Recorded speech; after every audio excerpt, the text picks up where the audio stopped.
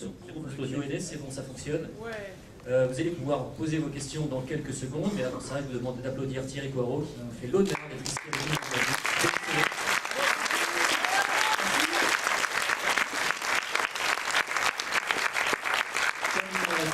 Il y a un micro qui va circuler, et si ça patine un peu, je filerai le mien, donc n'hésitez pas. Si vous avez des questions, signalez-vous. Presque allumé dans la salle aussi. Ouais. Ça peut être pas mal aussi, un peu plus de lumière afin qu'on puisse voir les flashs et les visages de beaux spectateurs. Donc voilà quoi. Donc, il y aura une première question. Ah voilà. Le micro court. Bonjour tout d'abord et merci pour le film. Merci. Je voulais savoir comment vous est venue l'idée de cette revisite un petit peu du monde zombie, parce que le film des zombies, il y en a eu des milliers, et de cette infectation qui n'attaque que les personnes adultes. Alors, l'idée en fait, c'était pas, on n'était pas parti au début pour avec Marie Carré qui est dans la, j'entends, oui, avec ma scénariste Marie qui est dans la salle. C'était pas parti spécialement pour une histoire d'infection en fait. Pour tout vous dire, ça a presque commencé avec des histoires de vampires. On était sur le monde de l'adolescence qui m'intéressait, qui intéressait Marie. On a vraiment travaillé là-dessus. Nous est venu à l'idée après on voulait vraiment travailler sur les adolescents dans un contexte. Donc on est vraiment parti d'eux, de leur histoire, du foyer. Le fantastique est venu petit à petit en fait. Et il nous est venu l'idée, parce qu'on n'arrivait pas à trouver pour les adultes ce qui nous plaisait vraiment, ce qu'on avait envie de développer avec eux. Et en cours de développement, nous est venu à l'idée que en fait, ça ne touchait que les adultes. Et après, l'histoire s'est déroulée tout d'un coup. On a trouvé l'idée que ça ne touchait que les adultes, que ça ne parlait que de cet âge, en fait, des adolescents. Et c'est vraiment venu en travaillant sur eux, sur les personnages, en fait. En fait, ce qui leur posait problème et qui se retrouvent entre les deux mondes, entre les adultes et les enfants plus jeunes. Voilà. Une seconde question, pas très loin, juste à côté. Bonjour, et alors également merci pour le film. Par contre, j'aurais juste aimé savoir pourquoi ce choix de tourner en langue anglaise avec des acteurs anglais, pourquoi pas en français avec des acteurs français, parce que c'était pas possible ou plus facile à montrer en anglais, ça non, c'était un long débat avec mon producteur aussi, Jérôme, qui est dans la salle, qui a voulu le faire en français pour des causes et d'autres.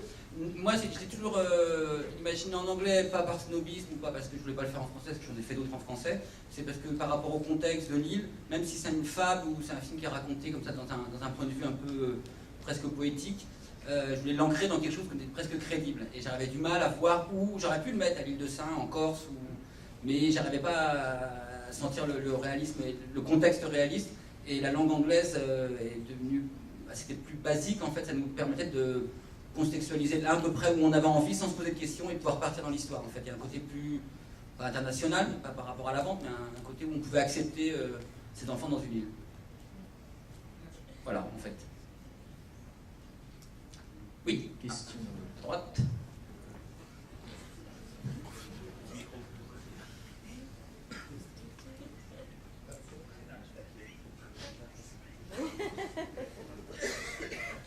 Oui, alors moi j'ai une question, c'est par rapport à ce que vous disiez, c'est un film sur l'adolescence, effectivement il y a ce conflit enfance-adulte, mais en même temps j'ai pas très bien compris en fait quel est le fond du film. Oh là. Alors je ne sais pas si je serais capable de l'expliquer, de te l'expliquer là tout de suite comme ça. Sur le fond, non, c'est sur le malaise, enfin il y a aussi sur la dureté de l'âge adulte, sur le malaise qui est entre cet âge qui a été déjà tourné enfin il est raconté maintes et maintes fois, sur le monde entre les deux, où l'âge, l'adolescence, on n'a pas fini d'être je sais pas si t'as des enfants, mais c'est un âge assez étrange, où c'est encore enfant, encore bébé, il commence à réagir comme des adultes, avec la violence, avec une conscience d'adulte, mais en même temps avec des fois l'inconscience et la moralité amorale des petits-enfants. Du coup, c'était cet âge qui nous intéressait, et quand on l'a développé, après c'est vraiment là-dessus qu'on a travaillé. Après, la morale elle-même, pourquoi elle s'en sort, pourquoi pas les autres, nous on a notre réponse, qui devient adulte dans le film et pourquoi ils deviennent, mais j'avais pas envie non plus d'y répondre spécialement, précisément, parce que c'est quelque chose qui, voilà, on peut en débattre longtemps, qu'est-ce que c'est d'être un âge adulte. Moi j'avais ma réponse, seulement c'est à vous de trouver dans le film, j'espère la réponse, apparemment non, mais après mais ça veut pas dire que c'est, voilà, je pense qu'il y a des choses qu'on peut y trouver, d'autres pas, comment ça peut, voilà, rebondir. Mais moi clairement c'était vraiment cet âge-là qui m'intéressait en fait, qu'on voulait développer, et dans la fable fantastique, ça nous est paru évident en fait. Je ne sais pas si j'ai bien répondu. Hein. Oui, oui. En ne répondant pas. En fait, ça confirme que je suis toujours resté un adolescent. Bah, oui, mais moi aussi, dans un certain sens, je n'ai pas de problème avec ça. Voilà, mais c'est justement, c'est une thérapie. Il faut faire des films. Merci. Est-ce qu'il y a une autre question? Allez, une autre question. Apparemment, le micro court, c'est-à-dire que question il y a. Oh mon Dieu.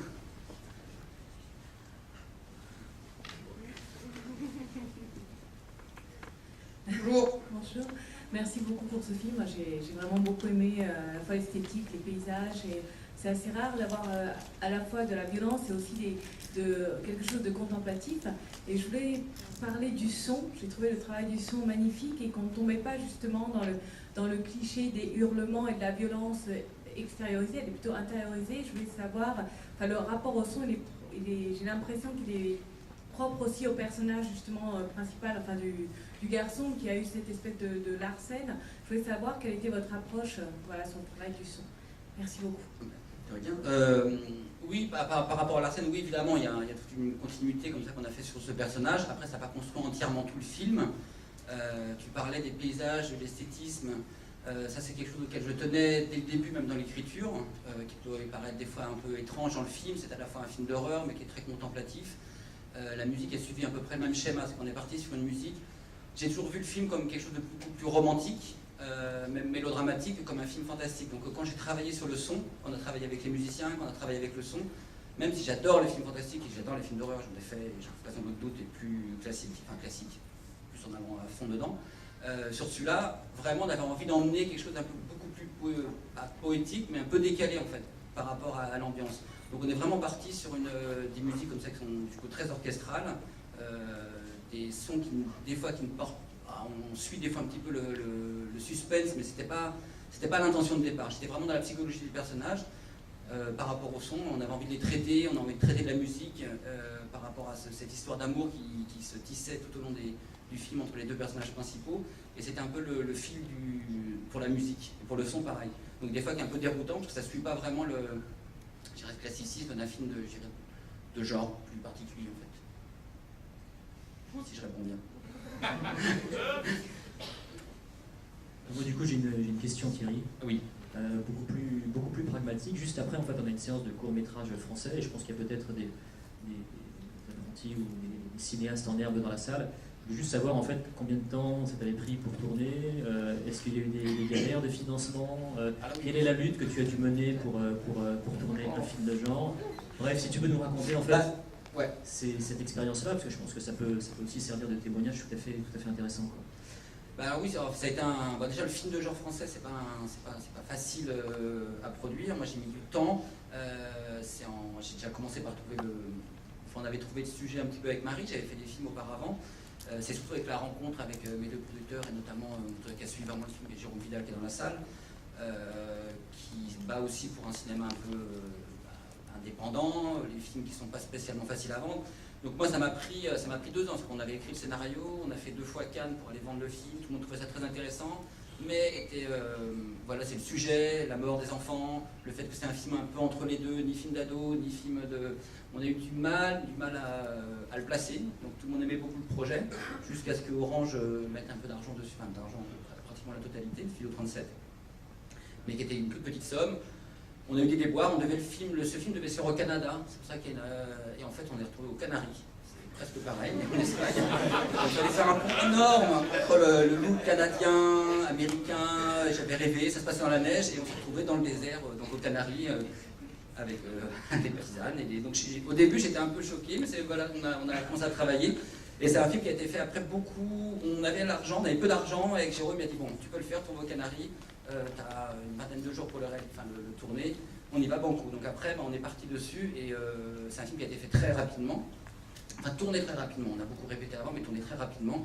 C'est vraiment des petits budgets. Après, on a eu la chance de trouver dans une île, avec une variété de décors, et de par le scénario, on avait très peu de personnages, qui m'a permis quand même de pouvoir me servir au mieux de l'argent. Mais c'est vraiment un film, je ne sais pas si ça se voit, mais qui a été fait avec vraiment pas grand chose. On s'est vraiment battu.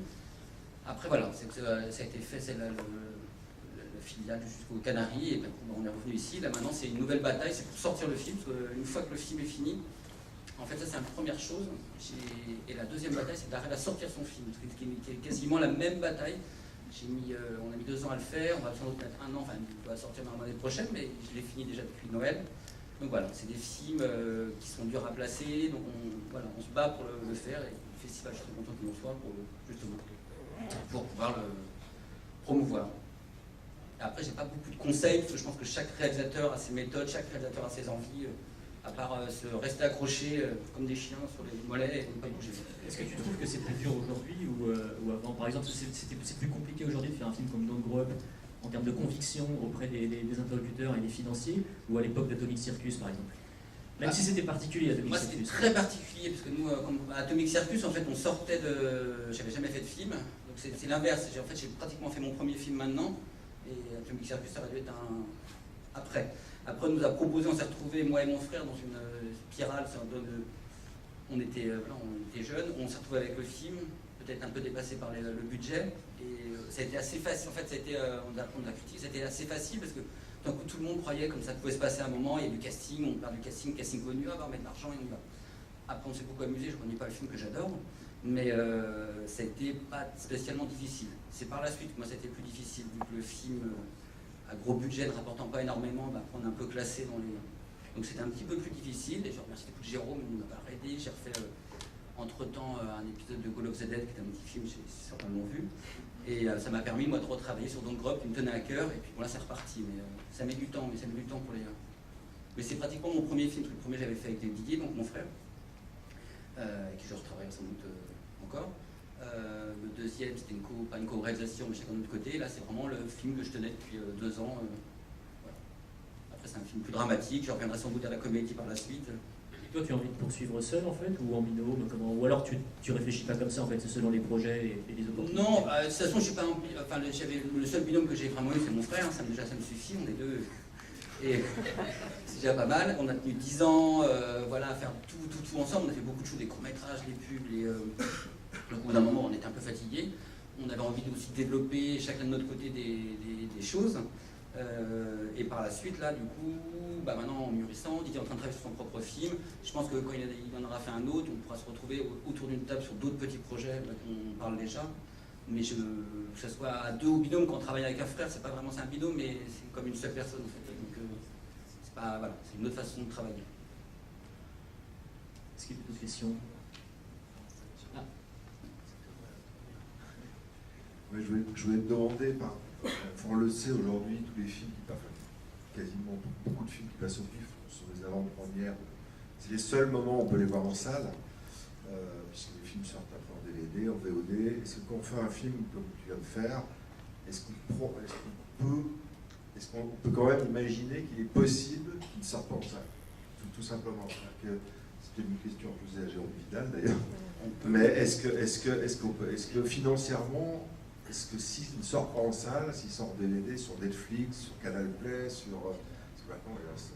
voilà, est-ce que c'est un film qui peut quand même être rentable en se vendant comme ça? Après, c'est plus à Jérôme, il faudrait poser, parce que je suis moins sur les faits, Non, je pense que la salle, pour certains films comme celui-ci... Après, moi, je n'ai pas réfléchi comme ça, je l'ai fait avec des paysages, les cadres sont larges, je l'ai fait en cinémascope, je ne pense qu'au cinéma, je l'ai fait pour le cinéma, en fait. Après, ça passe à la télé, en VOD, ça sera très bien, j'en vois aussi beaucoup en VOD. Je pense qu'au niveau... Le cinéma, malheureusement, pour beaucoup de ces films, sert aussi de plateforme pour les VOD. C'est-à-dire qu'ils vont faire voir le film, il sort, ils font dans les festivals, donc ça c'est très bien, ça nous permet aussi de parler du film, parce que c'est des films où il n'y a pas beaucoup de presse, voilà, faut se débrouiller pour en faire parler. Après, je pense que le cinéma lui-même, c'est une plateforme, malheureusement, une plateforme presque publicitaire pour la VOD qui, à long terme, rapporte quand même beaucoup plus, qui est beaucoup plus vue. Maintenant, les VOD, c'est plus comme avant, c'est pas la VHS qu'on va louer, c'est des énormes plateformes. Je dis pas malheureusement, parce que moi j'en regarde aussi beaucoup en VOD. J'ai découvert beaucoup de films que j'aurais pas été le temps d'aller voir en film, ou qui ne passent pas des fois tout simplement en France ou à Paris. Voilà. Après, je pense pas que ce soit très rentable pour les exploitants certains films. Donc c'est ça qui est le plus dur à trouver. En fait, c'est des exploitants qui osent faire voir des films, sachant très bien que ça va pas vraiment être très rentable pour eux, sauf s'ils se reprennent sur eux aussi ont la VOD. Il faut que c'est des mandats avec. Je ne vais pas rentrer dans le technique, mais faut qu'ils aient tous les mandats en même temps. Et nous, on n'était pas partis là-dessus, parce qu'on était parti avec un studio qui te prenait tout. Donc voilà, on s'est retrouvé un peu entre nous. C'est un film de studio totalement indépendant, ce qui est un peu antinomique, mais après, bon, on l'a fait. Je remercie Studio 37 de l'avoir fait aussi. Voilà. Je vais rentrer dans la discussion pour vous répondre par rapport à... Alors Jérôme, producteur. Voilà, je vais me mettre un peu ici, mais On avance. moi j'aime bien rester dans le moi je suis producteur de cinéma, donc moi je me pose pas cette question-là. Je produis un film, quand avec Thierry on décide d'y aller, quand avec Raphaël on décide ensemble d'aller travailler avec le film de Thierry, ou même quand on travaille sur Call of the Dead, l'idée c'est à un moment donné il faut que ça arrive sur un écran. Moi je produis des films de cinéma, c'est pas que les films pour la télé, etc., soient dignes ou pas dignes. Voilà, chacun son envie, chacun, etc.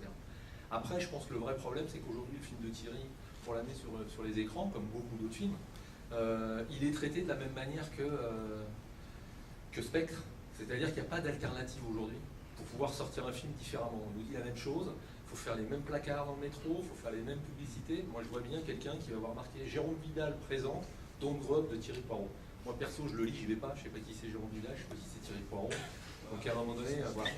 Et je pense qu'il y a un moment donné où il faudrait avoir accepté le principe qu'un film, il n'a pas la même exclusivité quand on sort Spectre que quand on sort Don't Grow Up, et qu'effectivement, Don't Grow Up peut trouver sa place sur les écrans. Don't Grow Up ou d'autres, hein. Là, on va prendre Don't Grow Up, mais l'exemple, il est patent avec Don't Grow Up.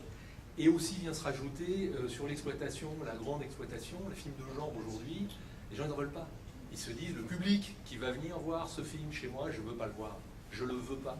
C'est-à-dire qu'il y a une forme d'ostracisation aussi de ce public. En ne sachant pas d'ailleurs qu'est-ce que c'est que ce public. C'est quoi ce public? Est-ce que ce public, à chaque fois qu'il vient, c'est des hordes de zombies qui viennent chez vous ou becter vos autres spectateurs à côté, quoi. Je pense qu'il y a de ça. Donc déjà, en plus, on est dans un film qui est supposé être un film de marché, puisque c'est du genre, donc c'est du marché, entre guillemets, c'est-à-dire que si le marché, il n'y avait pas d'auteur, hein, mais bon, c'est comme ça. Et en même temps, les lieux du marché, ils n'en veulent pas. Donc voilà, mais c'est un peu... c'est propre à toutes les aventures. Quelqu'un qui fait un film à 100 millions, il a aussi sa logique de rentabilité à un moment donné, qui n'est pas la même que nous, mais il a la même, quoi. Mais non, dès le départ, nous on fait un film de cinéma. Moi, mon plaisir, c'est voilà, d'être là, c'est de vous voir là, c'est de voir dans une salle, etc. Et en même temps, moi, ma culture cinéma, je l'ai fait à la télé, quand j'étais gamin, où il n'y avait pas encore des VHS, il n'y avait pas encore des magnétoscopes. Et c'est grâce à la télé qu'on a vu des films, parce qu'ils n'existaient plus dans les salles de cinéma, et c'était pas la même proposition qu'il y a aujourd'hui. Voilà. C'est une question de curiosité. Je raconte ça tout le temps. Moi, quand j'étais gamin, mon père il m'amenait voir Roman des Bois en collant et tout, et Rolling, tout ça, et puis la semaine d'après, on allait voir le 7e saut. On pouvait. Aujourd'hui, c'est peut-être plus compliqué. Je retourne dans le monde.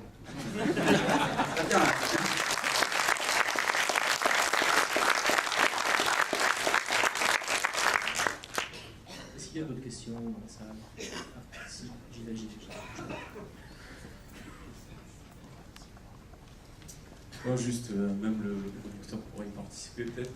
En fait, vous nous dites que c'est compliqué aujourd'hui de faire un film fantastique ou horrifique en France, mais je suis assez surpris en fait justement de la part des exploitants, parce qu'il y a des films d'horreur en Amérique, etc., qui cartonnent.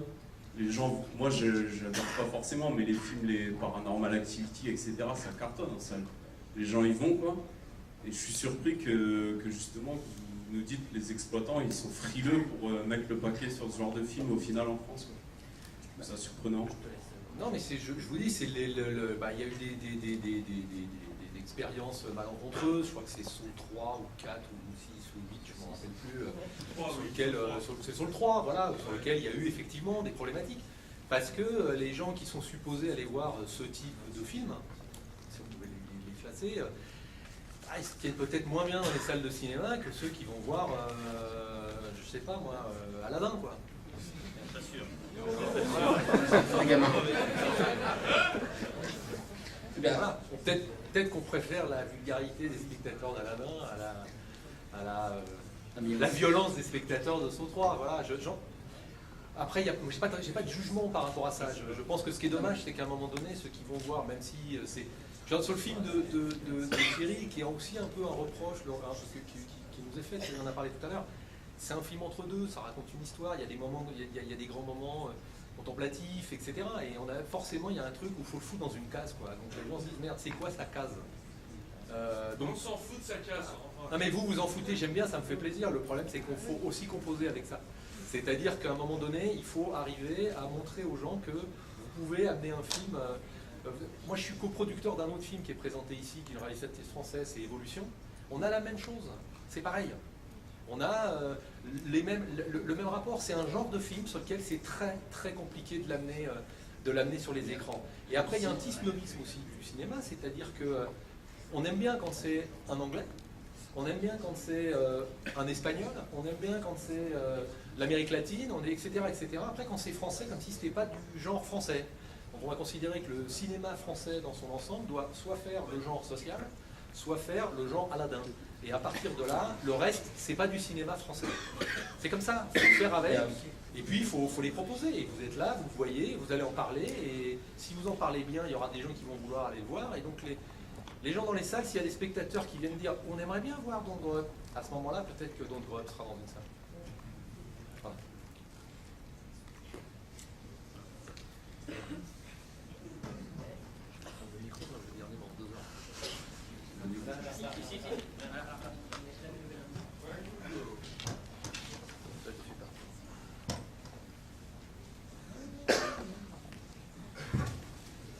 Bonjour, moi j'ai eu la chance de voir Call of the Dead sur grand écran.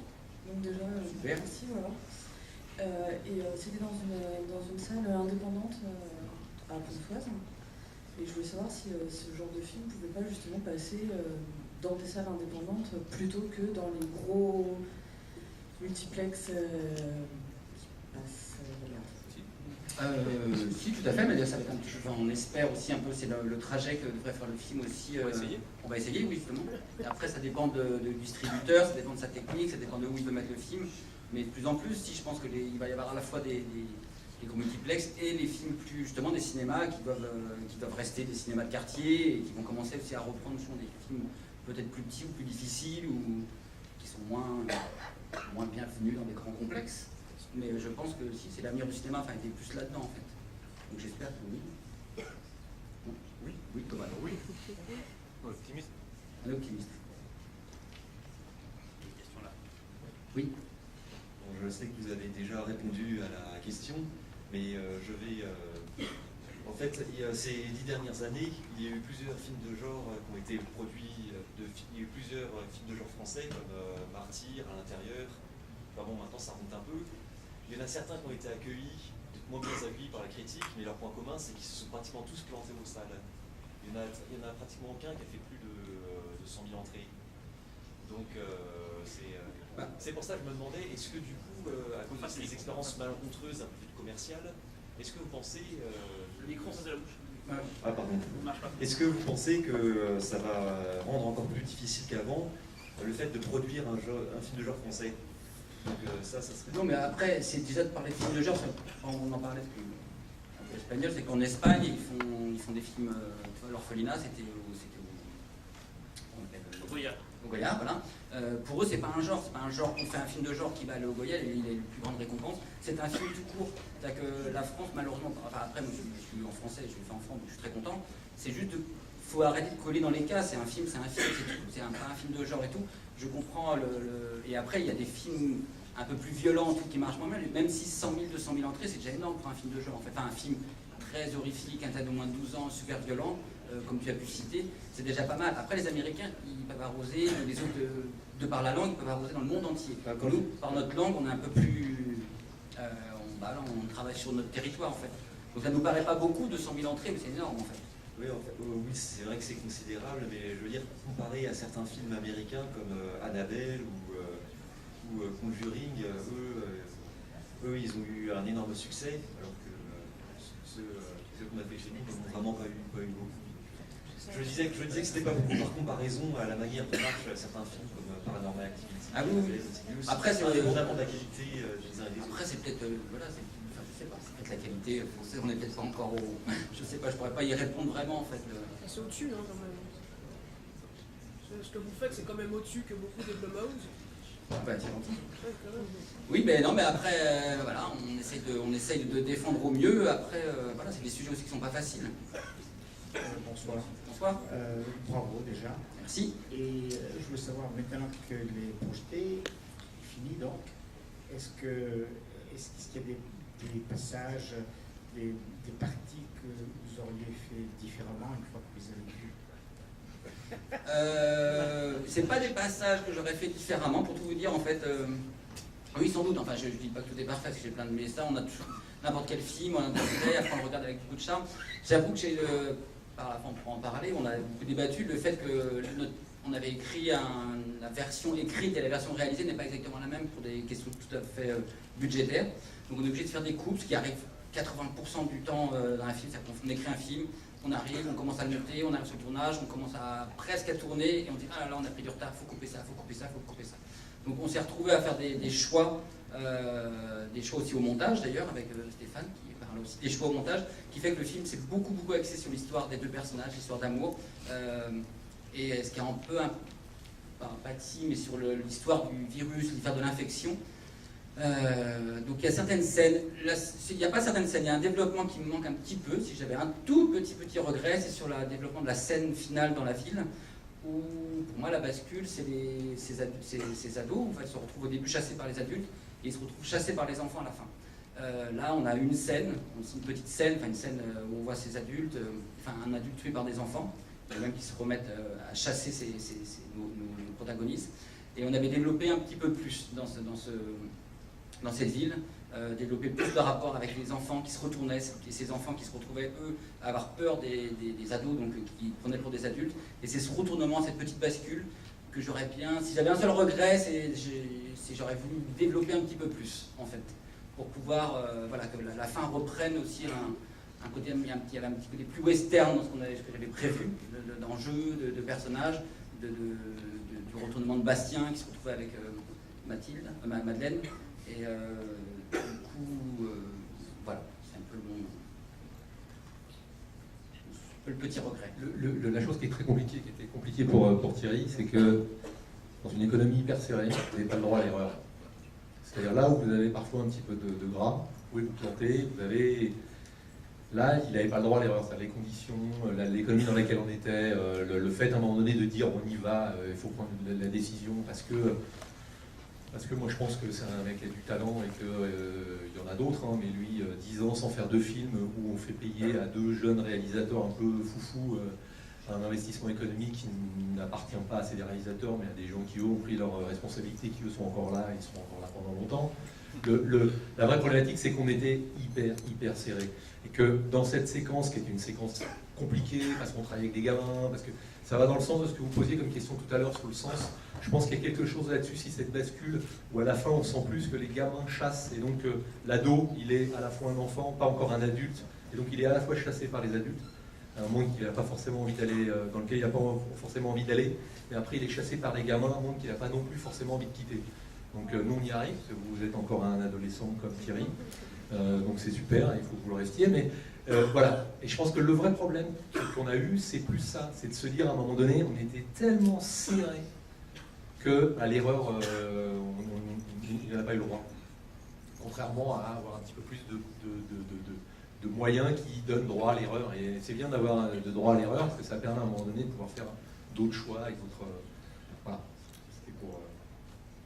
Le vrai regret, il est là, enfin, c'est les discussions qu'on a eues. Après, on peut rentrer dans le détail de type de séquence, on aurait dû faire... Mais le vrai regret, il est là. Il est de se dire, à un moment donné, on était tellement sec que, voilà, qu'on ne pouvait pas se planter et que parfois, c'est la vie. Des fois, on est moins bon. Des matins, on se réveille, on a moins la patate que d'autres. Et des fois, on est moins bon. Et sur ces moments-là, on a été moins bon. Le regret, il est là. Plus. Par contre, on aurait bien avoir 25 millions. Je voudrais remercier Thierry et Jérôme. Merci.